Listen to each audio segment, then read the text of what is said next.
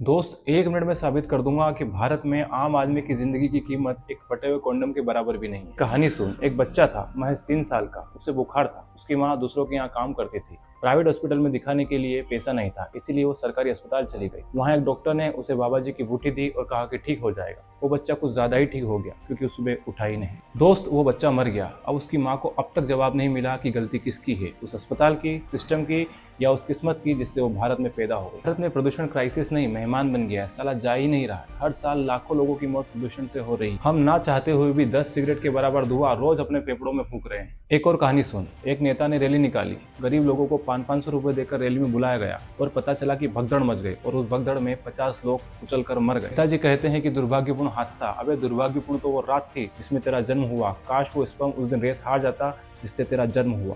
जहां पर प्रदूषण से 17 लाख मौतें भी नीति नहीं बदल पाई, और वहां पर एक महामानव कहता है कि सब चंगा सी। अबे चंगा सी में सी का मतलब मुझे पता है। अगर यूरोप और जापान में ऐसी एक भी त्रासदी होती ना, तो सरकार बदल जाती, कानून बदल जाते, क्योंकि वहां जिंदगी को कीमती समझा जाता है, बवासीर नहीं। साला हम टैक्स यूरोप के बराबर दे रहे हैं और सुरक्षा में हम अफ्रीका से भी पीछे हैं। तो वही बात हुई कि पैसे दिए रशियन के और चिपका दिए अफ्रीकन। पिंक कहाँ है? दोस्त, भारत में गरीब होना अपराध नहीं है, जिंदा होना ही अपराध है। ये बात समझ लेना। Good bye.